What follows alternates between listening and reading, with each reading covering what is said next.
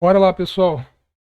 É, Exemplos do teorema fundamental do poker. Exemplo 1. Supondo que sua mão não é tão boa quanto do seu oponente quando você aposta da bet. Seu oponente paga seu bet e você perde. Mas de fato você não perdeu.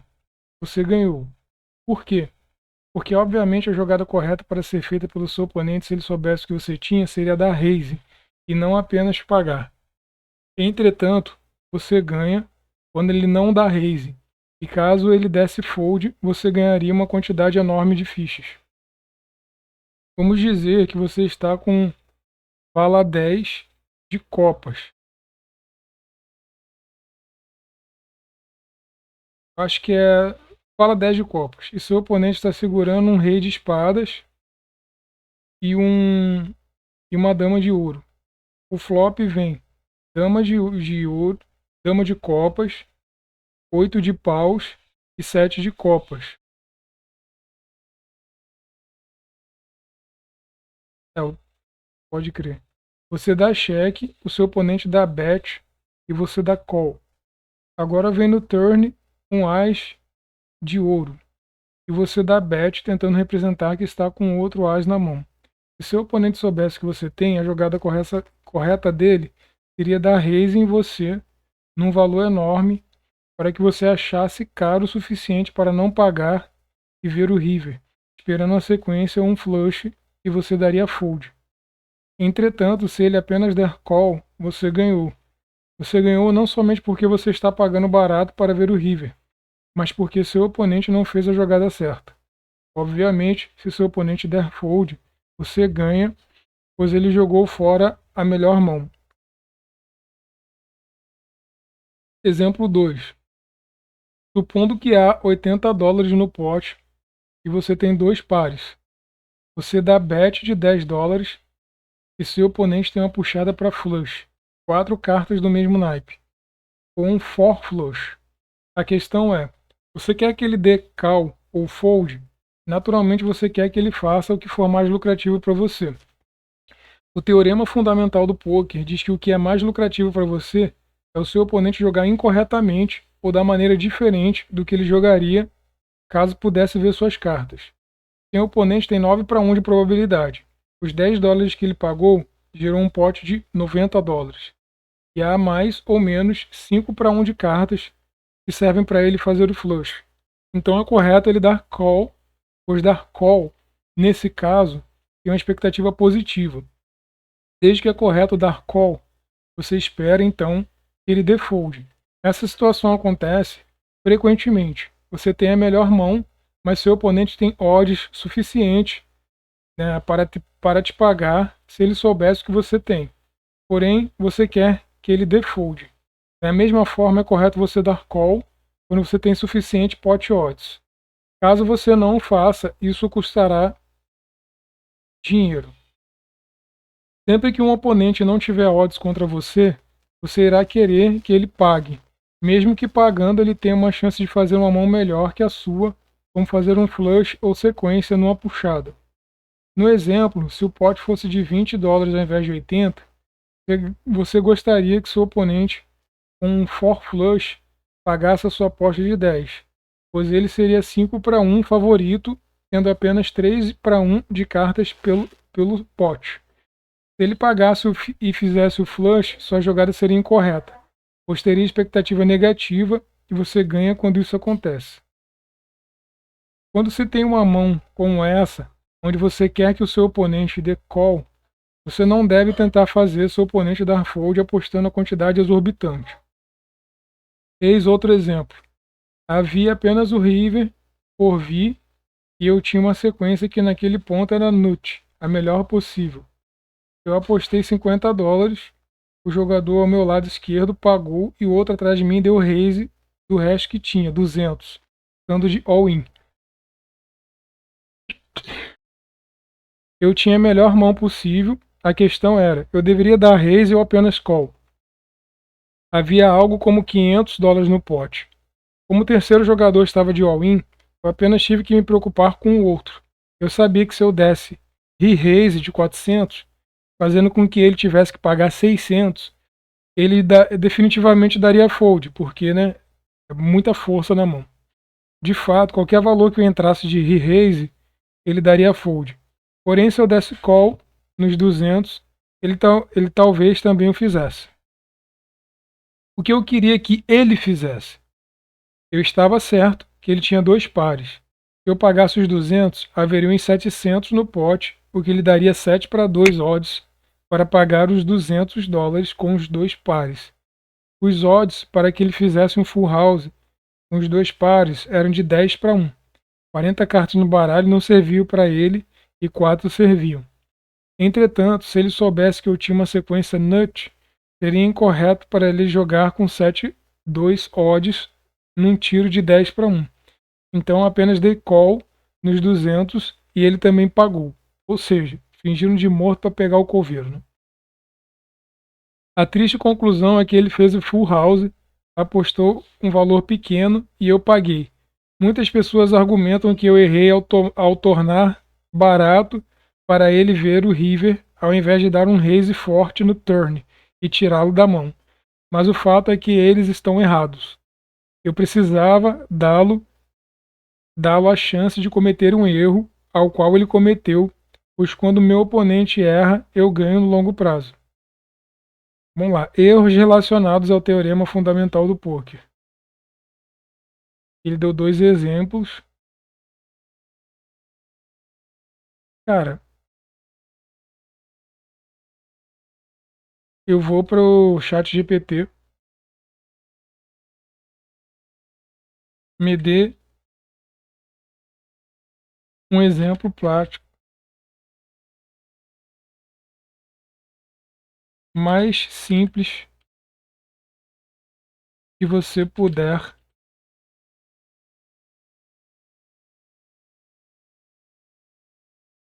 sobre a teoria do poker. Teoria fundamental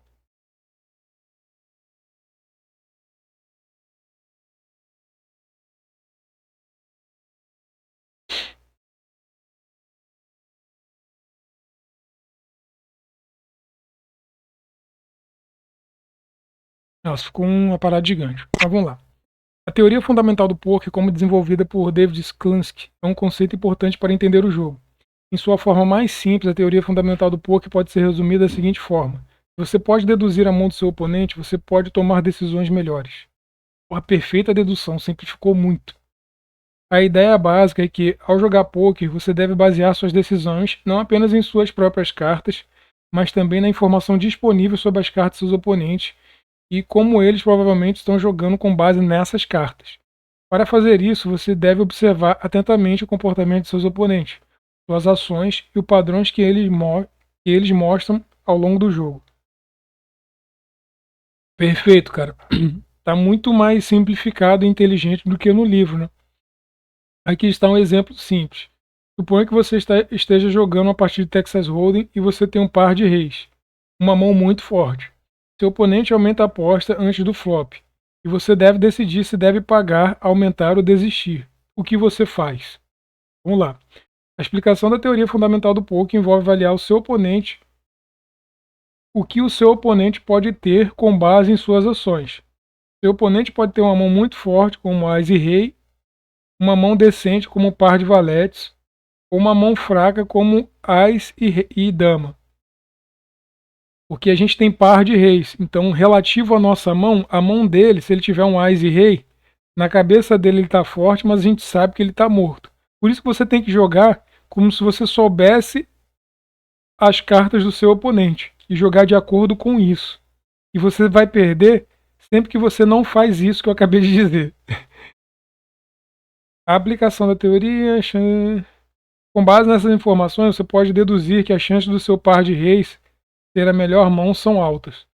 Portanto, de acordo com a teoria fundamental do poker, você pode optar por aumentar a aposta para extrair o máximo de valor de seu oponente, pois você acredita que sua mão é a melhor com alta probabilidade.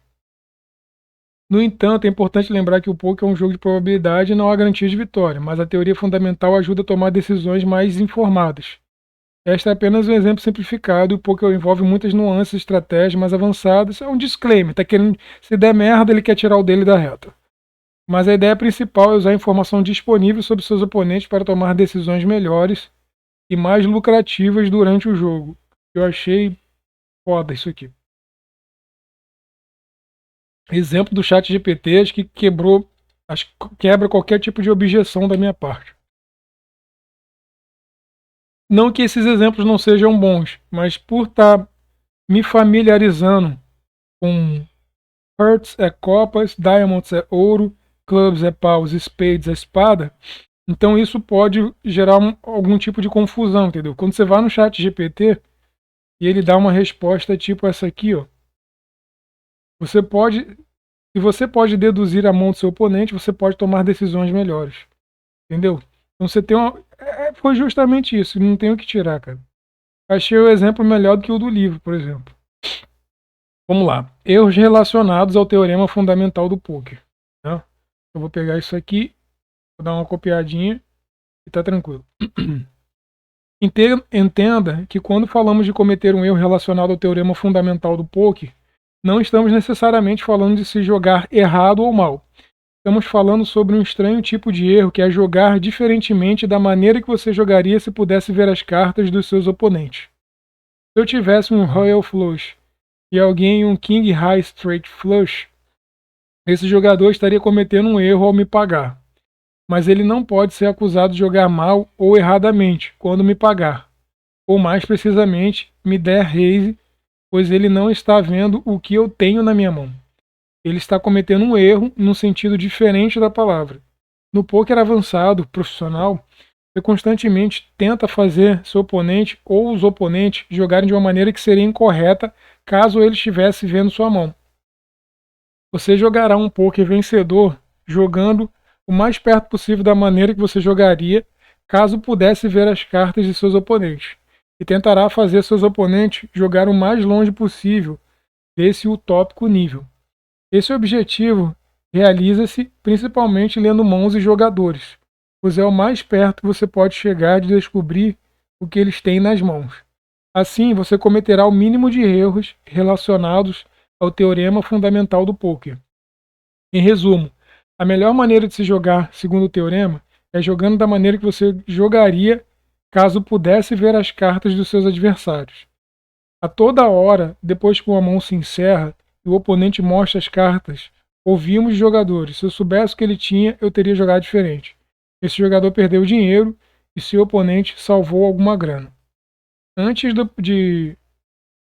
de passar para o capítulo 4, eu quero ir no chat GPT.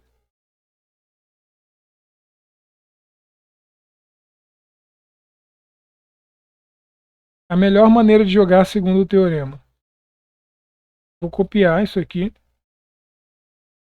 lá no chat GPT. Vou clicar. Dei um Enter.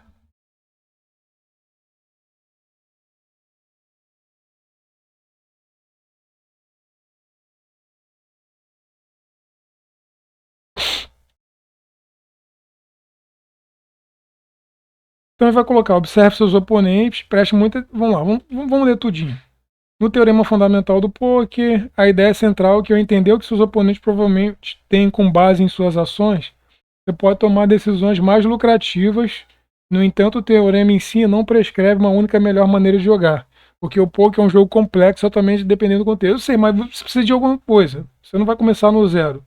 Para começar a pensar como um profissional, você vai começar a imaginar as mãos do cara, de acordo com o que ele, de acordo com o que ele fala, com o que ele diz. Aí observe seus oponentes. Preste muita atenção ao comportamento e às ações de seus oponentes. Isso inclui como eles apostam, suas tendências de jogo e quais padrões você pode identificar em seu estilo de jogo. Inclusive, se o cara é mais agressivo, se o cara é mais tranquilão, você vai identificar isso para poder fazer a melhor jogada. Esse tipo de nuance pode servir para que você consiga extrair mais fichas ou defender as suas. É um jogo de ataque e defesa constante, cara. Eu acho que o poker não é tipo igual um futebol de campo, onde cada um tem a sua posição muito bem delineada.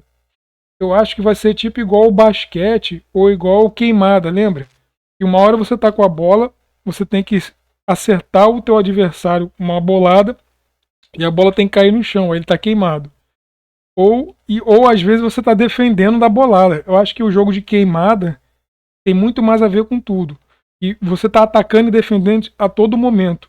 Uma hora ele tá com a bola na mão, ou seja, ele tá com a carta com a mão melhor que a sua, então ele vai vir mais galudo para cima, você vai ter que se safar.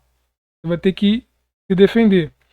E o contrário também. Outra hora você que vai estar na vantagem. Você que vai estar com a bola na mão e aí você que vai ter que dar a bolada no cara. Nossa, essa analogia eu achei muito boa. Porque, tipo assim, às vezes no futebol, não é que todo mundo não ataca, não é que todo mundo não defende. Mas, por exemplo, um goleiro. Um goleiro sempre vai ficar ali só defendendo, entendeu? E para analogia com o poker, isso não funciona. Se ficar só defendendo, suas fichas vão acabar. Os outros adversários vão fazer uma leitura que você é um jogador passivo. E aí toda vez que tiver mesmo que você tenha uma mão boa, todo mundo já vai se ligar, cara, esse cara ele só vem quando ele tem mão boa. Então se o cara tiver o cara pode botar muita pressão em você ou simplesmente você vai extrair o mínimo de fichas possíveis, porque meio que todo mundo já se ligou qual que é a sua, tá ligado? Então, mesmo tendo suas características, é muito bom, às vezes você dá um drible, tá ligado? Finge que vai, mas não vai. Ou, entendeu? Jogar não tudo muito linear, entendeu? Seja um pouco meio que indecifrável assim, para o seu adversário. É lei não ser lido, né? Ajuste-se.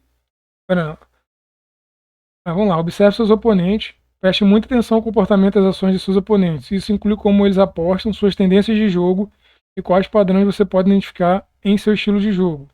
Ajuste-se às suas leituras. Com base nas informações que você coletou sobre seus oponentes, ajuste sua estratégia. Se você acredita que o oponente está jogando de forma agressiva, talvez seja mais vantajoso jogar de forma mais passiva contra ele. Se você acha que o oponente é conservador, pode ser apropriado ser mais agressivo. Isso aí é aquela famosa frase do é, do Marco Ruas. Se você soca e chuta, eu agarro. Se você agarra, eu soco e chuto, entendeu? Por isso que é bom ter essa parada mais universal. Inclusive, eu admiro muito a agressividade e o ataque. Todo mundo quer ver o nocaute. E as lutas de jiu-jitsu são chatas, realmente. Menos só que o cara gostar muito. E aí, o que acontece? Aqui é muito Marco Ruas mesmo. A frase do Marco Ruas que já mata a pau isso aqui. Então você tem que se ajustar ao cara que você está jogando. Você tá ali, você tem. Assim, você tá com a bola na mão, né? Vou supor. Se você tem mais agressividade. Você sabe que se você der uma porrada muito forte, o cara vai correr logo. Então, se o cara é passivo, você, tipo assim, tenta. Não agride tanto ele, para ele botar mais fichas, entendeu? Ou se o cara é muito agressivo, vai querer peitar, vai colocando ficha devagar. Entendeu? Tem essa coisa do Marco Ruas, né? Se o cara era bom de porrada, ele agarrava e levava pro chão. Queria luta agarrada. E se o cara quer agarrar, quer levar pro chão o tempo inteiro, aquele jiu-jiteiro chato, mas que é ruim em pé, você quer manter a luta em cima. Então você vai dar porrada nele e sair. Porrada não dá porrada suficiente para ele não te agarrar, entendeu? É mais ou menos por aí o segredo da vida, se der mole. Mantenha suas ações coerentes. Evite dar aos seus oponentes informações inconsistentes sobre suas cartas. Isso significa que, se você está jogando de forma agressiva com boas mãos, não deve mudar subitamente para um estilo de jogo mais passivo, pois isso pode dar pistas aos seus oponentes. Ok. Gerencie seu bankroll. Não arrisque mais dinheiro que você pode perder. Gerenciar seu bankroll de forma eficaz é uma parte fundamental do poker de longo prazo. Pratique e estude, porque é um jogo para... Então tem bastante coisas. Resuma uma frase. Resuma tudo isso. Resuma todo esse conceito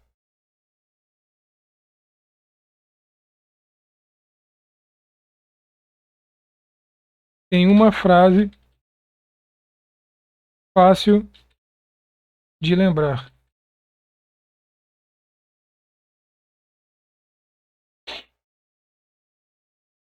Jogue poker com base no que você sabe sobre seus oponentes, não apenas nas suas cartas. Isso para mim mata a pau. Estamos chegando a 20 minutos. Aí daqui a pouco a gente vem para o capítulo 4. Poderia até começar? Não, mas acho que tá bom isso aqui. Então, valeu, até a próxima. Eu acho que o chat GPT ajuda a triar muito mais. A gente já recebe uma informação boa, o cara é muito direto e simples, mas o chat GPT ainda pode simplificar ainda mais. Eu acho que eu vou até terminar com essa frase, entendeu? Jogue poker com base no que você sabe sobre seus oponentes, não apenas nas suas cartas, né? E é isso, valeu.